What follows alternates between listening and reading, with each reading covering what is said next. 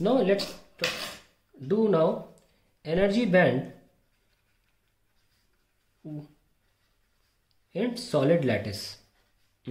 यानी कि एक multi atom solid, multi atom की बात कर रहा हूं। देखिए अगर हम एक सिंगल एटम की बात करें, लिख लेते हैं इसको भी। In a single atom electrons occupy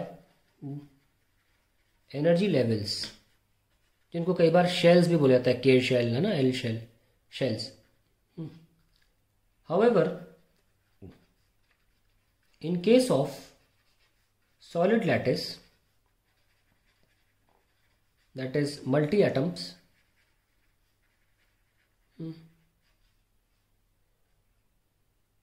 electrons of one atom, ये मैंने पहले भी बोला था आपसे, one atom is under the influence of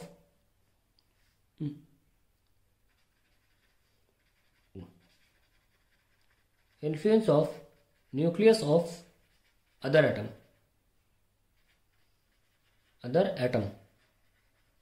as well, due to which, अब मैंने क्या पहले ही बोला था आपसे, अगर इलेक्ट्रॉन केवल अपने ही एटम के इर्द के इन्फ्लुएंस में होगा, अपने न्यूक्लियस के उसमें इन्फ्लुएंस में होगा, तो हमने यूनिट 8 में निकाला है उसके लिए एनर्जी -13.6, एक फिक्स एनर्जीज निकाली है। उनको एनर्जी लेवल डायग्राम भी बनाया था हमने, लाइमन, बाल्मर, प्रेशन ब्रैकेट, फंड, ये बनाया था। लेकिन अगर एक इलेक्ट्रॉन दूसरे न्यूक्लियस के इन्फ्लुएंस में भी आ जाए तो अब वो एनर्जी फिक्स नहीं रह सकती, उसको रेंज मिल जाएगी एक। वही मैं लिख रहा हूं यहाँ पे, under the influence of nucleus of other atom as well, due to which the energy levels are modified. Modified का मतलब that is the electrons now have a range of energies to attain। तो अगर हम बात करें एक single atom की, ये न्यूक्लियस, ये हमारा E1s, E2s, E2p and N E3s, ये किसके लिए बना रहे हैं? सिंगल एटम के लिए। लेकिन अगर हम मल्टी एटम के लिए बनाए, जैसे कि एनर्जी लेवल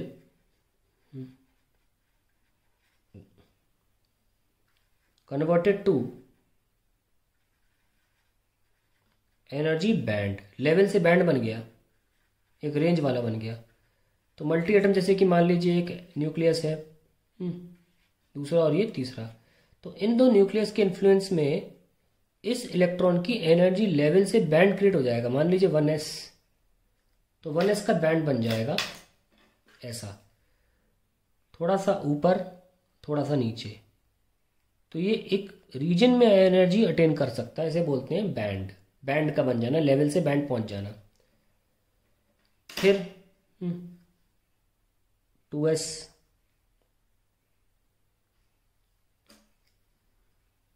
इनका भी बैंड बनेगा, लेवल से बैंड बन जाएगा और ज़्यादा ब्रॉडर बनेगा। क्यों? क्योंकि जितना ही दूर का ऑर्बिटल होगा वो उतना बाजू वाले न्यूक्लियस के ज़्यादा इन्फ्लुएंस में होगा, जितना अंदर का ऑर्बिटल होगा वो कम इन्फ्लुएंस में होगा, बाहर के ऑर्बिटल ज़्यादा इन्फ्लुएंस में होंगे। बहुत ऑब्वियस सी बात है ये तो। जितना अंदर वाला होगा वो अपने न्यूक्लियस के इन्फ्लुएंस में रहेगा, इसलिए 1s के ऑर्बिटल्स के जो इलेक्ट्रॉन्स की एनर्जी का रेंज होगा वो काफ़ी कम होगा। कई मायने में आप ये भी कह सकते हैं कि 1s के ऑर्बिटल का लेवल का बैंड बनना ना के बराबर है, लेकिन 2s और 3s में काफ़ी अच्छी तरीके से बैंड्स बन जाते हैं। मैंने इसे बना के दिखाए बैंड्स, थोड़ी एक मोटी रेंज दिखा दी एनर्जी की। वैसे यहाँ पे भी आप 3s का ले लेते हैं, अगर हम 2p लेना चाहे 2p ले लीजिए, 2p बना लेते हैं तो ये भी इनके आसपास हो जाएगा। जगह नहीं मेरे पास, नहीं तो मुझे ना थोड़ा ब्रॉडर बनाना चाहिए, इसलिए मैं आपको एनर्जी लेवल डायग्राम से भी दिखाऊंगा करके। तो देखिए ये 2p का बैंड बन गया, ये 2s का बैंड बन गया, ये 1s का बैंड बन गया, लेवल से लेवल से बैंड हो गए क्योंकि आसपास के न्यूक्लियस का इन्फ्लुएंस आ गया इन इलेक्ट्रॉन्स पे, जिसकी वजह से हम ज़्यादा वैल्यूज ऑफ एनर्जी अटेन कर सकते हैं और स्टेबल भी रह सकते हैं। ये है मल्टी एटम। क्योंकि मेरे पास जगह नहीं थी, मैं इसको एक बेहतर तरीके से बना के दिखाता हूँ आपको, आपको भी बेहतर समझ में भी आएगा उससे। जैसे कि अगर मल्टी एटम की बात करें, सॉरी सिंगल एटम की, 1s, 2s, 2p, 3s, 3p and so on, है ना। और एनर्जी एक्चुअली इस एक्सिस पर सिर्फ एक ही एक्सिस होता है, यहाँ एनर्जी दिखाई जाती है। ये -13.6 इलेक्ट्रॉन वोल्ट में हम एनर्जी दिखाते हैं इस एक्सिस पर, -3.4, -1.51, सॉरी -1.51 यहाँ आएगा। और यहाँ पे हम नहीं लिख रहे हैं 2p के लिए, वो ऑलमोस्ट आसपास ही होंगे क्योंकि दोनों n=2 को फॉलो करते हैं। और 3p के लिए माइनस का 0.8, अच्छा ये भी आसपास ही होगा, 4 पे जाके -0.85 आएगा। अब देखिए इसका बैंड फॉर्मेशन कैसे होता है अगर मल्टी एटम की बात की जा रही है तो।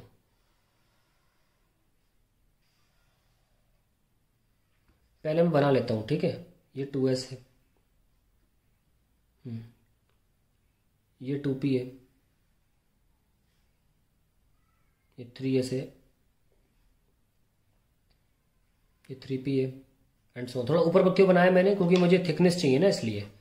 तो देखिए बहुत ही हल्का इन्फ्लुएंस दिखा रहा हूँ, बहुत हल्का। 1s पे ज़्यादा असर नहीं होगा क्योंकि 1s बहुत अंदर होगा और दूसरे न्यूक्लियस के क्षेत्र में उसका आना बहुत मुश्किल है। अब आते हैं 2s की बारी, तो ये थोड़ा बढ़ेगा, इसका बैंड थोड़ा मोटा होगा क्योंकि 2s की संभावना ज़्यादा है बाजू वाले न्यूक्लियस के इन्फ्लुएंस में आने की। 2p की और ज़्यादा संभावना है तो और मोटा बनाऊंगा।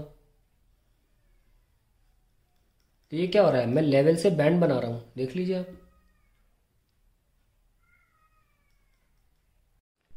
3s में it will be even more broader.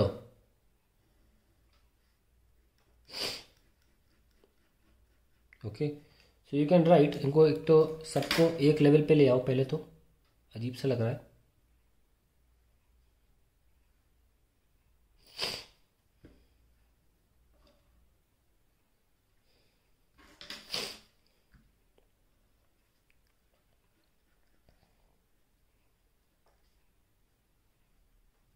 ठीक है, और इसके बारे में क्या लिख सकते हैं हम, जैसे हम ऊपर जा रहे हैं वैसे वैसे बैंड्स थिक हो रहे हैं, है ना। सो वी कैन राइट, ये सिंगल एटम के लिए, ये मल्टी एटम या सॉलिड लैटिस के लिख सकते हैं। सॉलिड लैटिस मतलब जो मल्टी एटम होता है, करोड़ों अरबों एटम से बनता है जो, ये उसके लिए डायग्राम है। तो यहाँ पे इंपॉर्टेंट बात हम ये लिख सकते हैं कि ऊपर जाते में चाहे तो यहीं लिख लेते हैं that as we move up the bands thicken, okay, because the electrons in outer bands are under higher influence of the neighboring nucleus, are under higher influence of neighboring nucleus।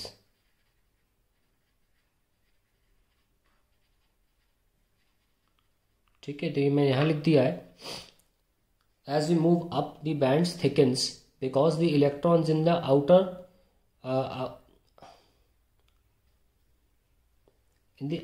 Are under, outer shell लिख सकते हैं या बाहर के shells, outer are यहाँ shell लगा लेना, ठीक है, under higher influence of neighbouring nucleus. इसलिए जितना ज़्यादा इन्फ्लुएंस होगा उतना इलेक्ट्रॉन्स को रेंज मिलेगी वॉन्डर करने की थोड़ी और जगह में।